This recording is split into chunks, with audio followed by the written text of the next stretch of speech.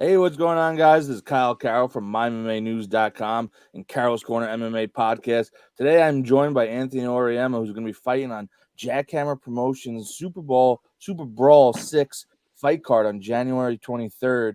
Anthony, how you doing? I'm good, brother. How are you? Doing fantastic. Good to see you, Now, man. Good to see you. Anthony Auriemma, you got MMA in your last name. It seems to be part of your life. It's in you. Tell us Yeah, how's it feel to be in your career right now, and how you're doing, and what you're looking forward to in this fight. it feels good, man. I started at 21. I'm 24 now, so I guess like starting up, I had a little couple rough patches, but you know, winning and learning. So as far as this next fight goes, I want to apply everything that I've been training and try to get another finish. 3 in a row. That's what I've been Abs- saying. Three-peat. Absolutely, you're coming off a pretty big win against Granadi, and tell us how's it feel to get a big victory like that. It feels good, man. I mean, I walking into the cage, I was looking at him, watching him pace back and forth. So I knew he was going to come at me with everything he had, and I was just going to sit there and I knew I had the upper hand on him. So it felt good. I feel like sitting in the pocket, no one's really going to be able to weather my storm until it Yeah, does. talking about Storm, you were throwing some massive shots, big time shots that finally finished him. But watching you through your career, we've seen you progress. You went from throwing just massive haymakers and kind of slowed you down. I know against your fight against Mike Basile, and then now you were very patient, timing your Yeah. shots, very accurate in this fight. Tell us how you've progressed and how the training's going at your gym.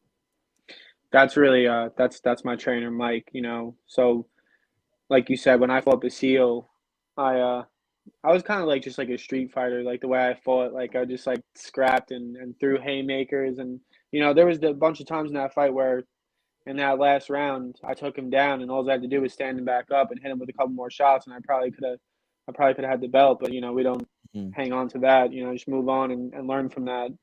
But my trainer Mike Andrillo, me and him have like set up a really good game plan. I'm not allowed to let it out, but like the way I go about the fights and how we approach them is a lot different than I have in the past. So, that's probably what's been changing, and I guess it's just getting more comfortable in the cage, in the ring, in a fight, you know. Yeah, absolutely. I'm more the more experience, the better, right? Everyone gets better with experience. Yeah, man. Like practice makes perfect, they say. Tell us a little bit about your opponent and your fighting. I know you don't want to give away your game plan, obviously, but tell us a little bit about him and what you see, his weaknesses and what challenges you believe he brings to you. I mean, I think that probably the most challenging thing is going to be actually, I don't even think it's not challenging. It's like just the different weight, lowest weight I'm going to be fighting at is 165. I should be able to get to that no problem, And then from what I saw in his recent fight, he does throw high volume. He probably is going to be one of the best opponents that I faced in kickboxing, but I see I see a bunch of flaws in his striking as to what he does. I don't want to go too off the limb and say like what I'm seeing, but there's Hmm. definitely flaws in his striking that I feel like I'll exploit like early. So Absolutely it's up to awesome. him if he figures it out, if his corner can figure it out, if he makes it out of the first round, no problem. But as far as that, I think that I'm gonna exploit all of those flaws that I saw in the video because we fought the same night. We fought, so I watched his fight. I mean, I didn't know I was fighting him, but I did remember seeing his fight. Do you guys watch a lot of film in your gym? Is that something you guys I incorporate a lot? Watch a lot, kind of see where you can expose the person and then kind of make the game plan around that, or kind of stick to it's your game more plan and then kind of incorporate some of that. it's more or less like my trainer Mike. He likes focusing on us and like critiquing like what we do, not really paying attention to what the other side's doing, which is Hmm. good. For me, I'm like a nerd about it. Like I want to see like what they're doing. I want to see their fights. I want to see what they're doing. So that's more or less me. Not really my trainer. We don't really watch too much film. I'm sure as we progress, like we get the higher up we go, and more high level competition, like that'll be implemented more. But as far as like when you think about amateur kickboxing, you know, there's really Yeah, not much you can. absolutely. Most people are throwing. You're one of the first people, I believe, might be the first from Team Inferno I've had on my podcast. Tell us a little bit about your team, your coaches, your teammates. Tell us a little bit about the gym. Yeah, no, it's a it's a small gym in Lindenhurst. I started there. I walked in one day, and Mike Angelo was there. I did a like one mid session with him, and I like fell in love with it right away. Um, I got my trainer Mike. He's pretty much does everything really. And then I have my coach Kenny Willis. He's a black belt, All American wrestler, first degree black belt actually, as of like last week. That's what we're doing. We're getting the kickboxing. We're learning better striking, getting myself more prepared. And then on the side, I'm working with Kenny. I have my brother Michael Auriemma, my cousin Joe, Alex Santiago, Jillian Petraglia. I think she just got ranked number 6 in women's boxing in nationals. Her sister. So there's definitely a bunch of good fighters there that you know because when you train with people, your life's kind of in their hands almost. Like you could take a really bad shot. So I have like really good training partners. Like me and Alex, we train pretty much 5 days a week. I don't really do too much mitts anymore. It's one-on-ones. Like we just spar and drill. Because like I feel like that's the only way you're gonna get to that point where you're comfortable in the cage. Like you have to get hit, you have to block, you have to see punches. So Mike's really good with that. Like Mike, and he controls it too. Like we're not going like off the wire throwing fucking bombs at each other. But I that gym's done a lot for me. So it's good. It's a good feeling to like be behind them. Absolutely, you guys had Team Inferno's had a lot of success the last for a while now, but the Yeah, last few yeah, shows you guys have definitely turned it up. Now, like I said earlier, I've seen you progress. You said you started at 21, you're 24. yeah, Um, you're a former high school football all-star. You yeah. said, I believe, Old Long Island, Old County. Like I was all something. either way, All division, yeah, all okay, all division, wide division, receiver, yeah. yeah, You played in Division One at Lindenhurst, so that's no joke. yeah. Shout Um, out Lindy, man. yeah, they had another good season this year. Yeah, Uh, man. I mean, tell us a little bit about how, like, from football to MMA, how that transition happened and what you've taken from football and used to help you in MMA. I love football because it's like a team sport, and that also like being around the guys. Like when like my senior year of high school football, like we used to like all like go to practice together. We'd leave, we'd go like to the Chinese buffet. So like it was always like about like being together and then working towards a goal. And I know fighting is one on one, but when you have people in your corner and like a team, like my brother, my cousin, I got my girl, my family, like everyone, like then you could like build off them and it makes you work harder because like they believe in you. So it's like it almost be like disrespectful to like half-ass it. So I think that the transition from football to fighting for me was, you know, I had success in football, not like college. I don't think I was ready to go like D1 in college football. That's like a whole nother, beast in itself. But um, I had like a shoulder injury after my senior year. I recovered. I was trying to get back into football. I was at Nassau. I was thinking about trying to play for that team, and I just stumbled upon Inferno, and I it's ever since then it's been a wrap. I'm like obsessed with it now. That's I can't awesome. see myself ever not doing this. I love the stories of how you just walk in and then all of a sudden you get addicted to Yeah, it. man. The It's next just thing a you whole know, different culture. you're straight up knocking people out. No, tell us a little bit about what your goals. What do you want to do with this? Your short-term goals, long-term goals for your MMA kickboxing career. As far as amateur, I just wanna fight as much as I can. I think that when you're an amateur, the number one thing you should do is fight, fight, fight. Get comfortable in there, see 1,000 different opponents because you can go 5-0 as an amateur, but you didn't face the right person. You know what I'm saying? Oh, You just never absolutely. fought that right guy, and then you go pro, and it's like, damn, you didn't get to see this or that type of skill in amateur. Then you go pro, and you're getting freaking, whatever. So that's why I made the transition to kickboxing from MMA, because there was definitely flaws in my MMA game, which I'm mad enough to say, like, I got tapped out by Basile, Carlos, and Devin Worth. So, but I feel like in those last, when I fought Carlos and Basile, I easily could have won those fights. And I fought, like, when I fought Carlos, that was my second fight. He was on like number 5 or 6, and within the first 30 seconds, I had him wobbled, and I just didn't have the fight IQ to like finish him. And I started grappling with him, and he's a great wrestler, Carlos. Mm-hmm. So, and I got caught in like a guillotine, and then the same thing with Basile. Good jiu-jitsu guy, good ground game. The first round he was hanging on my back, couldn't finish me. Second round came out, hit him with a couple haymakers, and then the third round I put him on his back, and you know he caught me in the triangle because I just jumped right in when I could have just get back up. Yeah, So I absolutely. feel like now I'm learning what I'm doing in kickboxing, as well as, like, doing the jiu-jitsu and wrestling on the side. So I feel like once I get back to MMA, which will probably be this year, as per my coach, I got to wait and see like what he wants to do, because the final decision is always going to be him. But I think that I get back to MMA, and I want to win a title. I think that I will be a champion this year.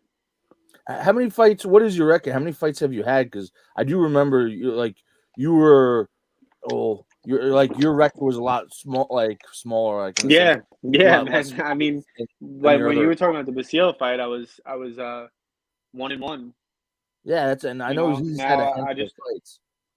I just won 2 kickboxing fights in a row. So in kickboxing, I'm 2-0, and then in MMA, I'm 1-3, 1-3. So and that 1-3 record, I mean, it is amateur, so it really doesn't bother me too much. But like, I look back on the fights, and I'm like, damn, like, you know, Yeah, you had I three tough just, I just, opponents. yeah, I want to, and those guys, I mean, I'm not throwing shade at any of them. Like Carlos, he's the champion right now. All Mhm. respect to him.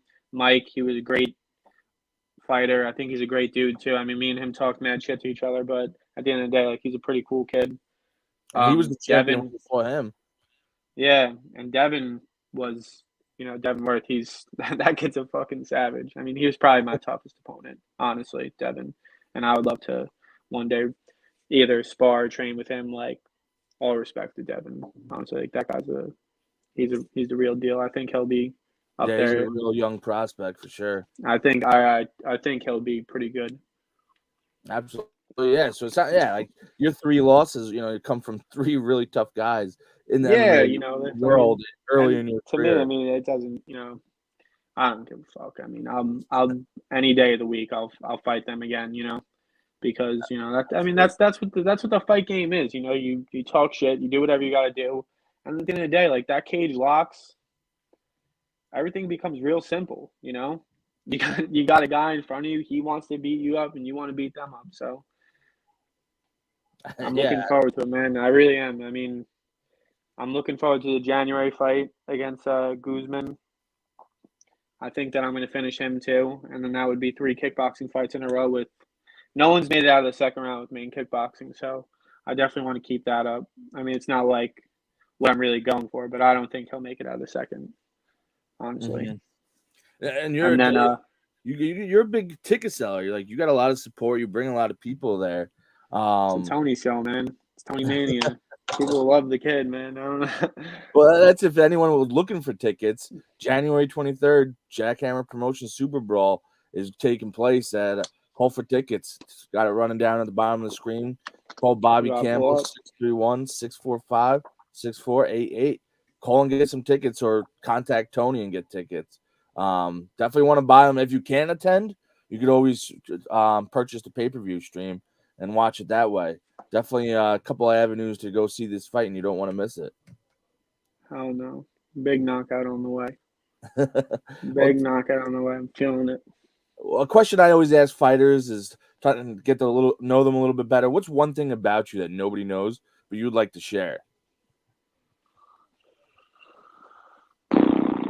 One thing about me that no one knows. And it doesn't have to be MMA or kickboxing related. It could be, outside of that world. I think I care about the sport more than I put on, like wins and losses and everything. I mean, that shit sucks, like anytime something goes wrong in a sport, like I feel like fighters always like, they just like brush it off, but like people don't understand like how much like time and dedication you got to put into this shit. So when you lose, like you kind of got to like, brush yourself off and keep moving. No one's going to sit there and feel sorry for you, but I think that if anything, like that's probably like one thing that I think no one really knows about me. I usually always like just kind of brush it off, but you know, and someone might see like someone that doesn't fight might like watch this and see it and be like, like but like a real fighter would know like where like that's facts. Like that shit fucking it's heartbreaking when you lose or when something doesn't go your way, you know. So I'm sure you put so much time and dedication in the gym, and then you get in there and it doesn't go your way. I'm sure that's yeah, man, heartbreaking. that shit It's tough. that's terrible. That's with anything though. You know what I'm saying? Anything like Absolutely. you really have passion in life, and then it doesn't work out for you. You got two options, give up or keep moving forward. So, and we don't really give up around here. So, I totally know what you mean. Like this year, I was coaching, my team went 7-0-1, and that tie felt like a loss. Like, it was just yeah, brutal. bro, that shit's fucking. I Just to hated see that, you're probably like, Yeah. probably And rather the be crazy, 7-1 at that point. yeah, and the crazy part is they tried to Tie. throw a deep ball, and we picked it off. No time left on the clock, and got tackled at like the 10. So we almost Ooh. pulled it off, but yeah, Damn, it feels like a loss almost. So, damn. but tell me, so talking about that, tell me what you learned from the losses and what you've learned from your wins. Like everyone always says, win and learn. I'm not really Yeah, too believer in that. I think you learn from everything. But absolutely. Yeah. what did you learn about yourself? That I was definitely like I was way too I was acting on instinct a lot of the times. I sometimes made it bigger than what it really was, walking into a fight and just kind of like really like just like living in that moment, like walking out, getting in that cage. Like I always try to like get like walk in really slow to try to like really capture that moment. Mhm. So when you walk in, you do a full lap around the cage just to like feel everything out. And then when you're finally face to face, like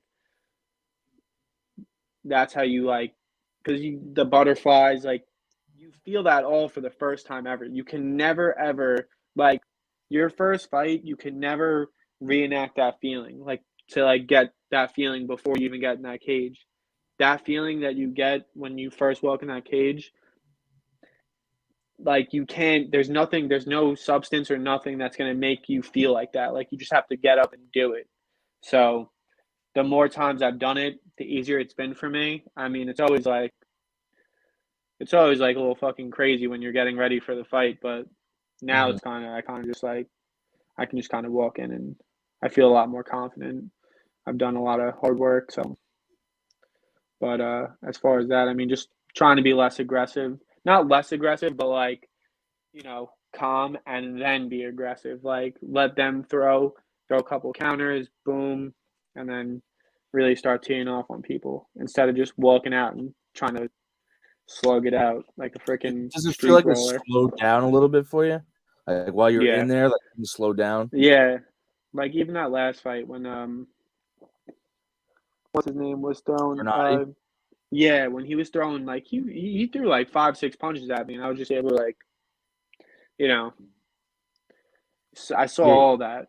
little head So like movement moved out of it. yeah, yeah, and then boom, that's when you attack because then he's gassed. Mhm. I'm surprised he stayed up as long as he did. Honestly, Yeah, that makes like 2 of I was, I was, bro. you I'm hit not him with even some lying. heavy shots. I was shocked, bro. Chris Molino, I gave him the standing 8 in the first round, and And I bulleted right over there, and he threw a big overhand at me. Like, it kind of clipped my chin, and then I kicked his legs out. And Chris actually called that like a trip. I was like, you saw me in the fight, like in the video. I'm like pointing at his leg. I'm like, bro, I kicked his left leg and it went through his right. Like, he didn't trip. Like, I freaking my leg, like my leg tripped him. Like, so. But yeah, no, I give mad props to that kid. He took a beating. that he did. He definitely took a beating. He's a And strong kid, man. I'm looking forward to seeing you get in there again and put another beating on. You got your tough opponent, like you said, Guzman coming up. For those, you got a big support team. If you want to give some shout outs, anyone you want to recognize, or if you have any I mean, sponsors, just shout out ITC, shout out Tilly and Clothing. Those are my boys. I mean, I'm not really sponsored by them, but I'm always like my boys from Lindenhurst, Tilly and Clothing. So they got some fire stuff going on. My family, my girlfriend, my dad, everyone that supported me through everything. Shout out Bobby Campbell. He's putting these fights together when you know, there was a time where we weren't even able to fight. So the fact that we are now, it's definitely it's a good feeling, man. It really is. absolutely. Prediction on the fight and how you see it going. Knockout. First round, second Knockout. round, third round. It's got to be in first or second. Like, I know it's not going to the third. If it goes to the third, I'll look at you in the commentary. Like, I'll be like, all right, Kyle. I'll throw you a 20. I'll keep one in my fucking cup. That would be hysterical. That would be. Well, hey, Anthony, I'm going to let you go and celebrate Christmas with your family. It was a pleasure talking to you, and I'm looking forward to seeing you get in that ring or cage. I'm not sure what it's going to be, but I'm looking forward to I seeing think you it's get gonna in be a there. cage this time. I It's appreciate going to be it, a bro. cage. Awesome. Yeah. Well, and Happy best of holidays, luck. man. Best of luck. Happy holidays, and looking forward to seeing you get in there. Like I said, if anyone wants to go buy tickets for January 23rd show, Jackhammer Promotions Super Brawl 6, call 631-645-6488 or contact Tony himself and get some tickets. You don't want to miss this. Or Nah, go to, if definitely you don't want to want to miss stream it, this one. go to jackhammerfights.com. Tony, I'm glad you were able to come on. Any last words? I'm just excited, man. I'm ready to go. So, Kyle, I appreciate it, man. You're the man, and I'll see you in January. Absolutely. I'm looking forward, and it's an honor to be able to call your fights on the commentary booth. Ladies Thank you, and brother. gentlemen, this is the Carol's Corner MMA podcast, and we're signing off. Later, brother.